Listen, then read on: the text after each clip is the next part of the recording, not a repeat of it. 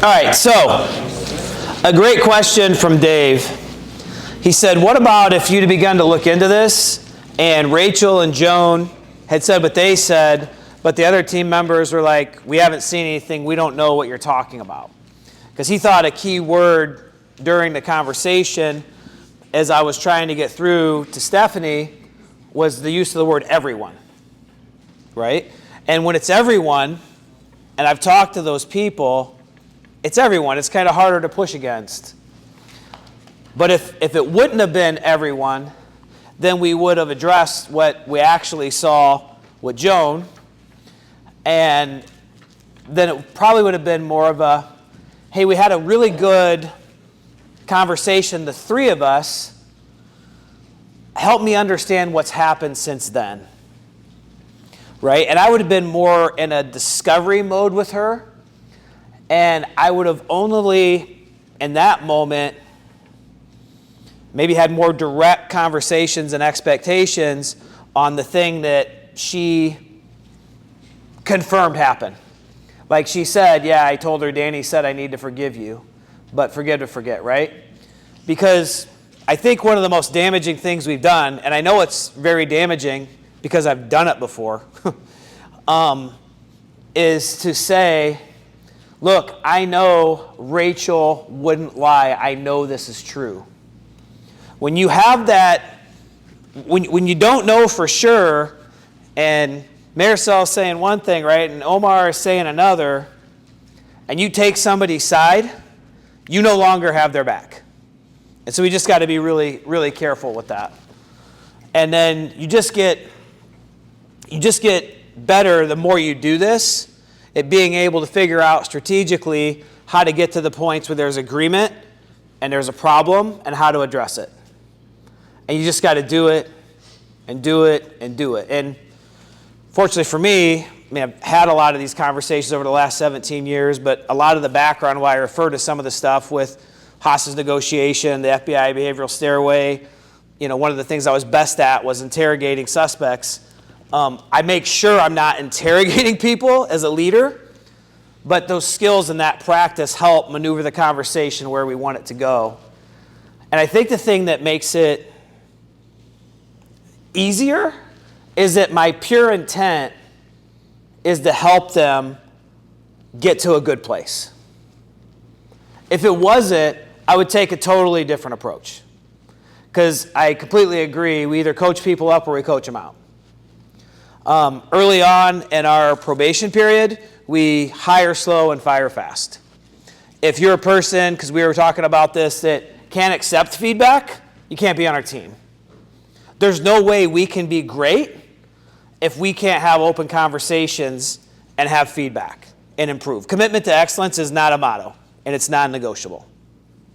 And so another thing that my mentor had taught me was the saying, once somebody shows you who they are, believe them, because people don't change. I don't believe that people don't change, but there's certain characteristics about people.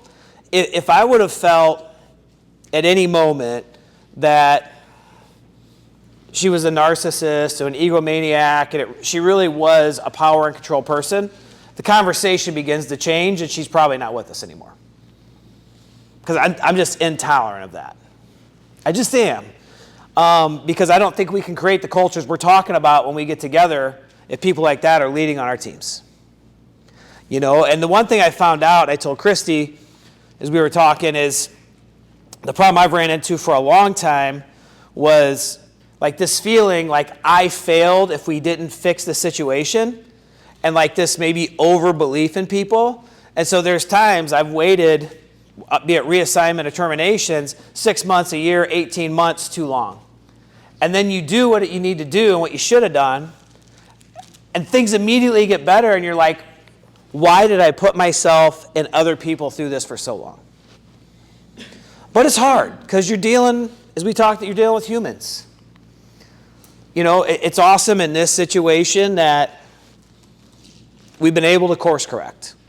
Stephanie's not a perfect leader, but she does a lot better job. She believed and understood forgiveness was for her. She went and utilized our EAP. which I utilize. She fully embraced the executive coach. And at the point that she was able to forgive and forgive for herself, the dynamic and the energy shifted and changed a lot. And now it's not a coexist, it's working. It's not always perfect, but what is? So, as a group, as we kind of wrap up today, what are some of your takeaways? What are some things maybe you saw that like, I like that, or some things like, well, I wasn't sure about that? How are you viewing things maybe a little differently as we approach and prepare for conversations like this?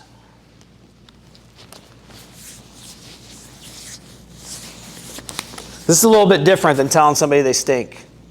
Because you're telling them they stink, but at a whole nother level, right? They don't smell. What do you think? I liked that one part when you said that the Stephanie that I know and interact with may not be the same Stephanie that others are seeing, or whatever. Because I think that's very common. There can be a different person. And I tell you what, I'm glad you brought that up, because that was a common theme that I'd written down. That I said, I know this seems like a lot, but if you can give everybody else the Stephanie that I get, all of this is fixed and all of it's fine. Right? And so she was willing to do some of that reflection. And it was a simpler way to communicate that to her. Thank you. I will tell you, it's funny, the conversation that I executed with Stephanie in real life was done much better than what just happened. I had prepared for hours and had that memorized. You know, and because I knew it was a huge moment. Like, what? No. No, I mean, so, but my level of preparation, then somebody else asked me, like, did you bring your notes in? I actually used my computer and lifted it up, and I said, I've got a couple notes, because there's a lot we need to work through, and you know me, I have trouble staying on track. And she laughed, and that's true. I have trouble. It's my ADHD, right? So I was able to have that, and it was nice. It was actually a lot easier with it being up, more like a teleprompter for me, than like the notes on the table as I'm looking at them. But this, I mean, and we talked about this, I think. This was one of the biggest moments in my career. This is a human being who's a good person. And if I mess, this can go one way or another, right? And luckily it went the way it did. And there's been a lot of positive contributions and big things from Stephanie to our team. But this is a human being. And if it had been different, if there had been a different mindset and you part ways, and that is what it is. But I knew, because of how well I knew her, that she was a good person. I knew what she believed in, and I knew how she wanted to come across. She just had about zero emotional intelligence. And so we really had to address that. Don't take this wrong, but is it hard to walk the line, because you're friends with her, you think you're blind? And I guess what I mean is if it was one of the people that were on the bottom tier that had that happen, were you giving them the same respect you gave Stephanie? Every single person. Yeah. How I show up for people is how I show up for people. And empathy is, sometimes I need more boundaries around it, but no, I would have absolutely. And we have. You know, we don't, when I say hire slow, fire fast, that's in probation, and we generally don't fire fast enough, right? It's the last thing we want to do. To the point where I'm so confident that it's the right thing to do, when we sit across from somebody and release them, I just tell them, Omar, you've left us with no choice but to terminate your employment, right? I'm not owning that or wearing that. I did everything I could possibly do, and I cannot sacrifice this room, right? This team of 40 people for one person. I didn't fail. And this is the big thing about these conversations, is you can do everything right, you can do your prep, you can show up empathetic, you can create the environment for it to go well, for the change to happen, but at the end of the day, it's up to them. And if you leave it all on the field, you've done what you can do. You cannot carry that around and let that haunt you. People make their own choices. There's times that you execute perfectly, and it doesn't matter. And we just got to get good with leaders. I mean, leadership is not for the faint of heart. It will cut you. It will scar you. And I'm not a person that believes that you can't be friends with the people you work with. I'm just not. I mean, I'm not saying I'm right. So it becomes hard, and you can lose relationships over the years if they don't respect those boundaries. But the standards are the standards. And I always look, if I want to collect the check, if I want to wear the chief badge, if I want to be the city manager, then I got to do what's right. Having said that, it is so important for you to have a sounding board. For me, it's Matt Heckman. It's our assistant city manager. I've got a couple different mentors that I lean on in these situations. I had hours and hours of prep in this conversation to make sure, am I missing anything? Am I coming at it? What am I not seeing? Who have we not talked to? This is what I'm looking at. This is what this conversation looks like. How am I getting it wrong? And being open to that. You're not going to do that with every conversation, but that's why I shared all the background of this conversation so you understood the magnitude and how important the moment was. And fortunately, we came aligned at the outside. But she had talked to one of her mentors, and they had contacted me, and they're like, Stephanie's going to quit. So we had to reel that in. And I had to be conscious, like I mean it, like, and I think I might have said at the end of the conversation, there aren't many people I know that could have taken that conversation the way she did. And I did have a ton of respect for that. And so I knew now, okay, she's been tore down. We got to build her back up. And there needs to be a lot more. This isn't a once-a-week check-in. There's got to be she's got to still feel that same energy from me and care from me, and she needs more of it now. Right? So you just made sure to do that. Let's just walk through just a couple things. We look at effective feedback, honest, direct, loving, caring, whatever words you want to use, own it. I would not, to every employee, there's a couple people on our staff that fell under the team member. I would have not opened with that line. I would have not said, can I give you loving feedback? I understood what my relationship was with Stephanie, right? So we just got to understand and tailor that to who it is. But we got to be honest, we got to be direct, we got to be caring and empathetic, and we have to own it. That maybe there's something coming down the pipe from somebody a level above you. You cannot blame them. You will lose the trust and respect of the person you're talking to. You have to own it. It can be a team decision. Everyone has said the same thing. I have seen it. There's no doubt that even though you're not meaning to show up like this, that this is what's happening. The good news is I'm here to help. And together we can get through this. The genuine authentic, I think, is big. Clearly identifying if they don't understand it, which we did some of this in this conversation, why is this a problem? Put them on the other side of it. And that was really effective in the conversation with Christy at a couple points, right? Because there's no way she could say, this is okay at that point. But in Stephanie's situation, she never thought about it like that, right? Because she lacks empathy. Connect to the team, purpose, values. How are you feeling? How are you feeling? Be direct. Don't minimize, but don't overstate it. Don't come across too harsh. Where is the sweet spot for what it is that you need to convey? And we got to be specific. This being loving, empathize, mastering the body language, demonstrate compassion. Visualize how it is you want to come across. One of the things in visualize, I had a conversation with a girl on our team. She was younger. That it was what it was. But basically what I ended up doing was imagining that this was my daughter who was in this situation at her place of employment, and despite all the shit, how would I want her to be treated? And so my focus as I showed up was if this was my daughter, this is how I'd want this conversation to be handled.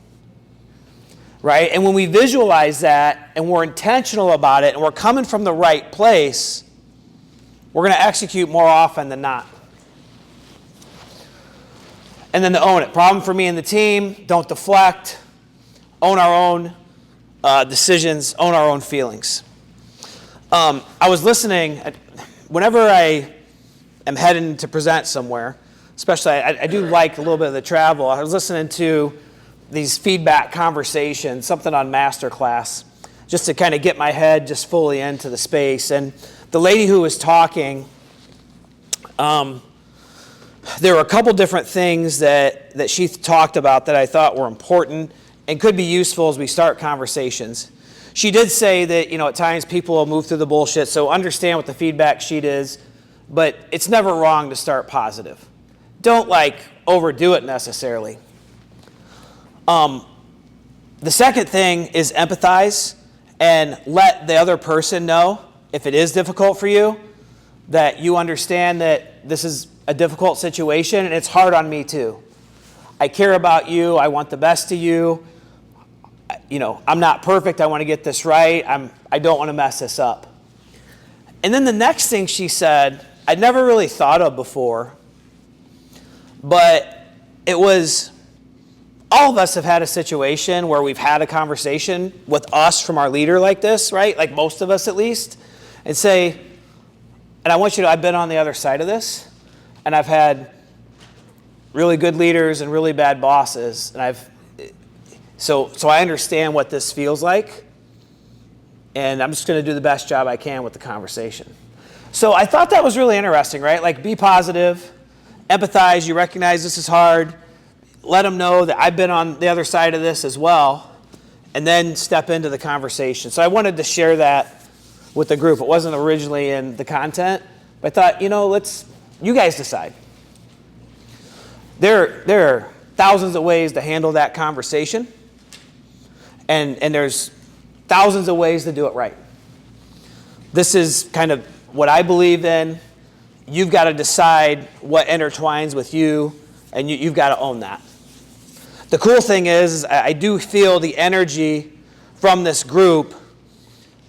Everyone in this room's here for the right reason. You care about your people. You want to have a good culture. You want to help people reach their potential. You want to show up and you want to be great for them. And you want to dominate in your role. And you want to elevate the company. And the good news is when we take care of the people, they take care of the results. When we take care of the people, they take care of the results. Any other questions on this topic?